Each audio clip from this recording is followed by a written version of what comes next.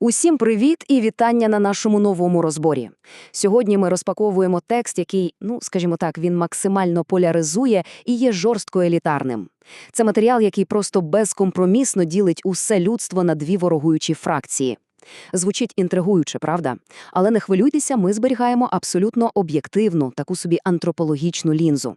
Ми дослідимо цю химерну філософію виключно через ті факти і концепції, які пропонує сам текст, не займаючи жодною зі сторін.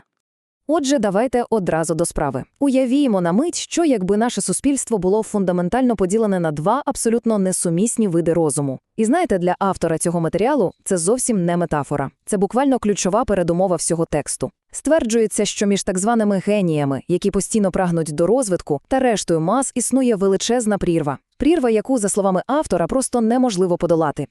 Щоб розкласти цю філософію по поличках, ми пройдемося за таким планом. Спершу глянемо на сам філософський поділ, потім розберемо риси мислителя та риси примітива. Далі обговоримо їхній конфлікт на прикладі звичайної комуналки, перейдемо до критики демократії і закінчимо теотехнократичним баченням. Отже, частина перша – філософський поділ. Текст спирається на такі собі піфагорейсько-платонівські та навіть гностичні ідеї і виділяє першу категорію, її називають мислителем або пневматиком. Хто це такий? Це розум, який повністю на всі 100% присвячений вищому філософському пізнанню. Згідно з текстом, такий мислитель без жодних вагань пожертвує абсолютно всім – соціальними нормами, дружніми посиденьками, вечірками і навіть родинними зв'язками. І все це заради вищої мети. Це буквально та людина, яка годинами вивчатиме мертві мови просто для того, щоб інтегрувати якусь давню мудрість у наше сьогодення. А от друга категорія описана, скажімо прямо, за допомогою відверто зневажливої термінології. Текст називає їх примітивами або гіліками. За версією джерела, це люди, які отримали дар розуму, але просто взяли і принесли його в жертву абсолютно тваринному матеріальному існуванню. Автор використовує дуже жорсткі контрасти, щоб показати свій безкомпромісний світогляд. Він переконаний, що ці люди керуються виключно базовими інстинктами та постійним пошуком сенсорних задоволень, жодного прагнення до високого. Переходимо до другої частини – риси мислителя. Як саме текст характеризує таку людину на практиці? Мислитель описується як особа, що фундаментально, просто тотально відірвана від повсякденного побуту. Тобто він може днями і ночами сидіти і розраховувати якісь надзвичайно складні фізичні процеси, при цьому абсолютно ігноруючи моду, тренди чи навіть базові сучасні стандарти привабливості. І через таку глибоку зануреність у власні ідеї суспільство часто його не розуміє. Його можуть вважати параноїком або просто якоюсь дивною ворожою особою. Але сам мислитель спокійно терпить це соціальне відчудження, бо чітко знає, що робить це заради вищої справи. Розділ 3. Риси примітива. І знаєте, що найцікавіше в наступному моменті?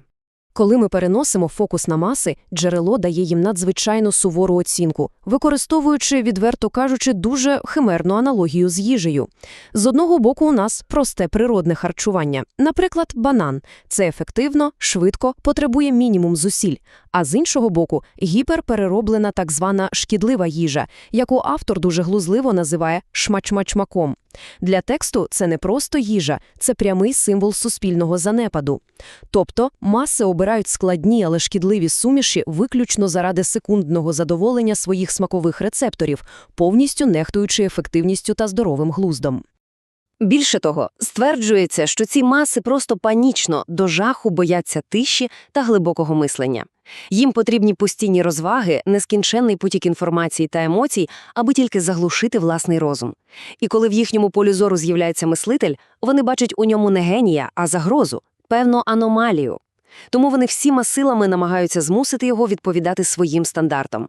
Тягнуть у перукарню, нав'язують модний одяг, змушують брати участь у своїх пустих розвагах. Вони абсолютно не розуміють, що для мислителя все це марна трата часу, яка не має жодного сенсу. Розділ 4. Конфлікт у комунальній квартирі. Це, мабуть, найяскравіша аналогія у всьому тексті. Щоб пояснити цей міжособистісний конфлікт максимально наочно, автор малює нам такий гіпотетичний сценарій. Уявіть собі спільну комунальну квартиру. У ній живуть 10 людей. 9 з них – це звичайні пересічні мешканці, і лише один – той самий самотній мислитель. За версією автора, саме так виглядає класичний, реальний розподіл сил у нашому суспільстві. 1 проти 9. Давайте подивимося, як це розгортається на практиці. Наш мислитель вирішує оптимізувати простір для всіх, провести сучасний інтернет і поставити великий бойлер, щоб завжди була гаряча вода.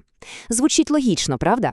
Але 9 сусідів одразу ж піднімають його ідею на сміх. Вони кажуть, навіщо нам той комп'ютер? А митися можна із відра, як наші батьки робили, нічого страшного. Проте мислитель, витрачаючи власні ресурси, час і гроші, все одно збирає і запускає цю систему. І що ви думали відбувається далі? Ті самі сусіди починають нишком користуватися новими розетками, вмикають купи електрочайників та обігрівачів, на які мережа просто не була розрахована. І, звісно ж, система перегорає. Отже, ключовий момент тут полягає в тому, що після цієї аварії сусіди ані краплі не звинувачують себе. Автор використовує такий вислів «всіх собак вішають на мислителя». Ця метафора потрібна тексту, щоб довести одне глибоке переконання. Справжні інноватори завжди, просто неминуче і вкрай несправедливо караються тими самими масами. Масами, які ще хвилину тому з радістю експлуатували плоди їхньої геніальної праці. Частина 5. Критика демократії. З цієї, здавалося, побутової комунальної динаміки текст робить дуже масштабні політичні висновки. І ось одна вкрай різка цитата, яка ілюструє все ставлення автора. «Демократія стала способом впровадження зворотньої селекції, прямим шляхом до інволюції». Якщо говорити об'єктивно, джерело сприймає сучасну демократію зовсім не як інструмент свободи. Навпаки, це розглядається як такий собі механізм, де пасивна більшість, яка абсолютно не бажає еволюціонувати, абсолютно законно пригнічує ту саму меншість генів-творців. Тут ми бачимо надзвичайно різкі протиставлення. З одного боку, ідеалізований світ мислителя, який базується на постійному прогресі, самопожертві та технологічній еволюції. А з іншого боку, те, що текст зневажливо називає демократичною реальністю. Там панує тотальна стагнація, безкінечна гонитва за сенсорними втіхами та придушення будь-якого інтелекту. Щоб додати ваги своїй думці про цей неминучий рух на дно, автор навіть згадує відомий сатиричний фільм «Ідіократія». Текст прямо натякає, що це і є наше абсолютно реальне майбутнє, якщо ми, як людство, не змінимо курс. І нарешті, розділ 6. Теотехнократичне бачення. Тож яке глобальне рішення пропонується? І це чудово ілюструє загальний тон тексту, бо рішення виявляється відверто авторитарним. Це побудова теотехнократичного суспільства. Автор бачить єдиний можливий шлях до порятунку виключно через примусову еволюцію. Керувати всіма процесами мають винятково мислителі, причому жорстко, навіть якщо маси будуть чинити активний опір. Текст навіть допускає, що для реалізації цього знадобиться поява фігури на кшталт бога-імператора або ж взагалі якийсь глобальний катаклізм, який просто скине поточну систему. Усе це передбачає цілком свідоме обмеження свобод звичайних людей, і все це заради вищої еволюційної мети. Завершуючи цей наш сьогоднішній розбір, погодьтесь, залишається величезний простір для роздумів.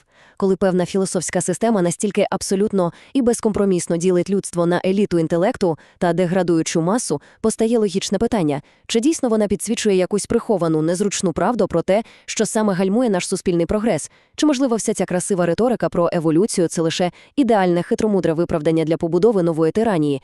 Відповідь на це питання ми залишаємо відкритою для вашого критичного осмислення. Величезне дякуємо, що були з нами на цьому розборі, і до нових зустрічей.